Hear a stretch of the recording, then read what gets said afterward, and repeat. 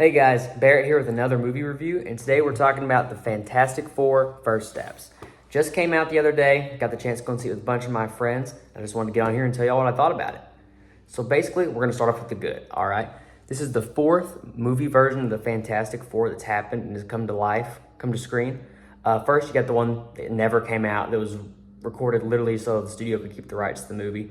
Never saw the light of day. You can find pictures of it online and like a little bit of footage, but never released. So that was the first one. Then you got obviously the two ones from 2000s with Chris Evans.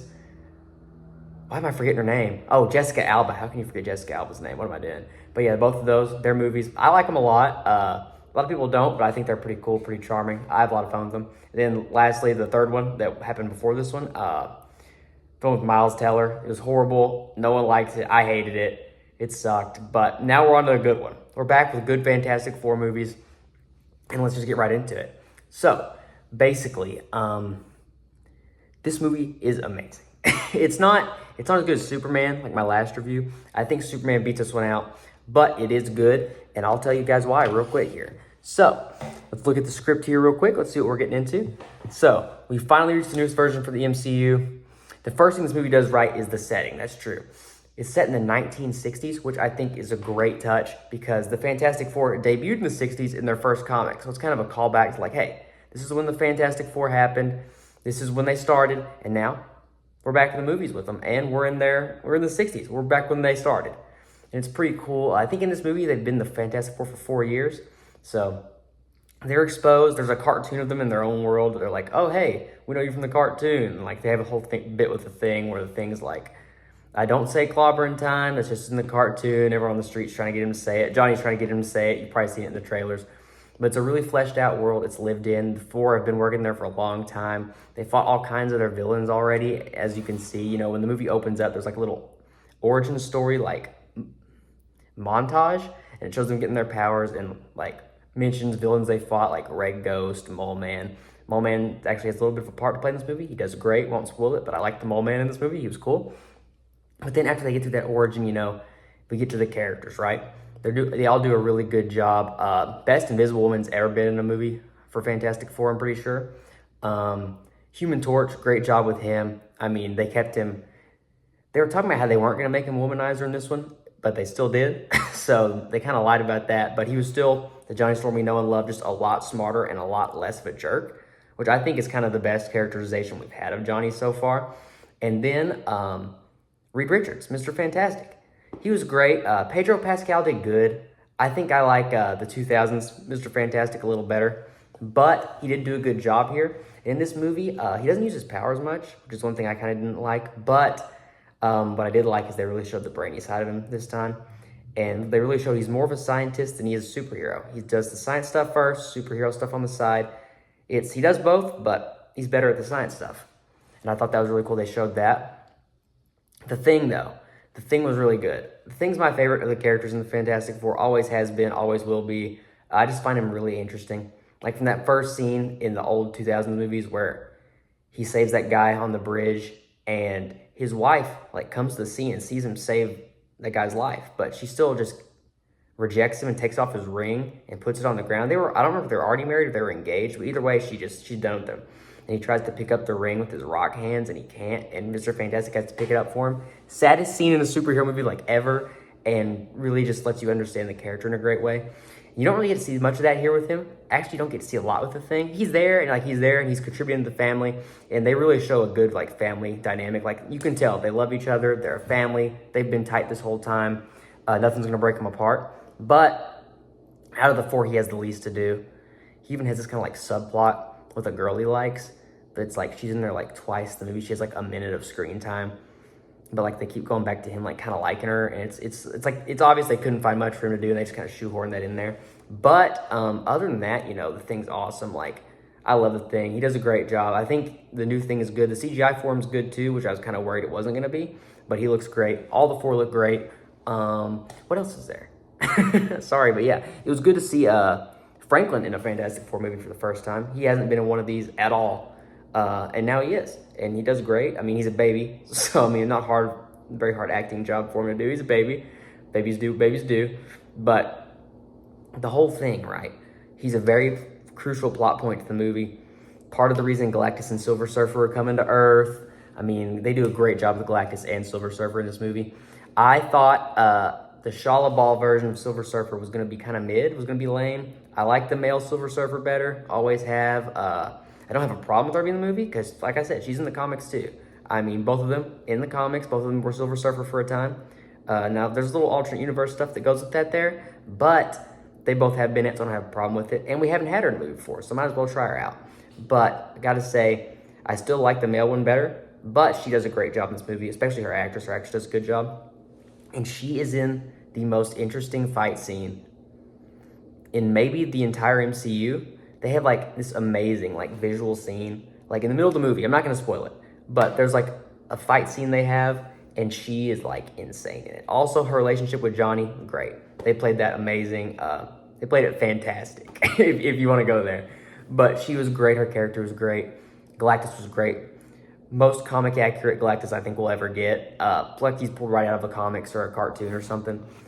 And they do a great job with him. The stakes feel real. The threat feels real. You never feel like, oh, they're going to win. Like the theory before this movie was that they were going to lose. But so you can feel the stakes there. He's a real threat. They've really got to struggle to find a way to beat him. Like, I'm not saying whether they do or don't, but you can tell there's some stakes in this one, which you don't really feel in some other Marvel movies. Another good thing about the movie, Herbie's in it. Herbie, just like Franklin, not in much stuff, and he was cool. I liked him. I didn't get to buy the AMC popcorn bucket for him yet. I want to, I probably will, but I haven't yet. But he is awesome, and gotta say, like I said, they captured the family dynamic perfectly, and you can tell they're really close. Most visually interesting, like I said, in the whole MCU. The only thing that probably is close to it is Loki Season 2, which if you haven't seen it, slight spoiler warning, but when he's like grabbing all the threads of the multiverse and everything turned to green, that was awesome. That's kind of the vibes you get from this movie. There's a lot of good stuff in this movie, and I think I've covered the majority of the good. So now some stuff might come back to me near the end, but that's what I really enjoyed about this movie, especially the 60s theme. I'll go back to the 60s theme because their 60s is a lot more futuristic than ours, as you can see in the trailers. I should touch on this earlier, but it's just not coming back to me. And you can tell the reason it is that way is because of Reed. Like going back to how they're showing he's a great scientist in this movie. He literally just, I think it's implied, it's not really outright stated, but like all this technology, the reason their 60s is so more advanced than our 60s, than our 60s is because he made all the technology. Like it's all from him. And I think that's a great touch as well. But now we talked about the good. We're going to move on to like the okay kind of stuff, the mixed aspects. Not a lot here, but there is some stuff we need to go over. So basically, like I said earlier, the Thing is super underused. Wish we could have got more from him, but I touched on that earlier, so I'm not going to dive deep into it for this section of it. But don't get me wrong, he does have some great moments in the story, just a little underdeveloped. The main like mixed thing I'm kind of like about is during the final battle. I'm not going to spoil it a ton, but it's a little underwhelming. Everything with Galactus great, but just how like the four handle it is kind of lame, kind of lackluster. They have a great teamwork. You can tell they team up all the time. They know how to work with each other, but it's like they couldn't get the job done. So they give a character like this crazy like feat of strength that they've never had. And it's kind of like, where'd that come from? You know, I mean, not a big problem. I mean, it's a superhero movie. People just do stuff that don't make sense all the time. But it's kind of like, really? Okay, cool. I guess we'll go with that. You know, it was just that kind of a thing. But that's kind of all the mix that I have, really. So we'll get into the bad. Only one thing that was really bad, the CGI for Human Torch and Silver Surfer. There's times where like you would look at Silver Surfer while she's flying around, like they do a close-up of her face. Like she'd get up real close like this. And it would be like the worst looking thing ever. Like I'd look at it and be like, oh my God, they could have spent some more time on that. Same with Human Torch. There's some times where he's flying around, he screams flame on, you know, does the whole bit, fire covers him, and then he just looks so goofy. Like they zoom in on his face, doesn't even look right. It doesn't look real at all. And those are really the only like bad things I saw. Second post-credits scene, you can skip it if you want to. It's just it's a funny little bit, which I didn't really think it was that funny, but I mean, it ties into the whole cartoon thing I was talking about earlier, how they have their own cartoon. And you don't really need to stay for it. Not important, not in teasing anything. But the first post-credit scene, you need to stay. It's like it's leading directly into the new Avengers movie, and it might be one of the most important post-credit scenes like over the whole MCU. It's insane, and I can't wait to see where it goes. But in conclusion, it's a good movie. Don't get me wrong. I feel like I've hated on it a little much, but it's not a bad movie, y'all. It's a good movie. You should definitely go see it if you have the time, especially if you love Marvel, if you love superheroes. Like I said earlier, not as good as Superman, so it's not going to be a 5 out of 5. Honestly, on the scale, a 5 out of 5 scale, I think I'm going to give it a 3.5, which is still pretty good. Don't get me wrong.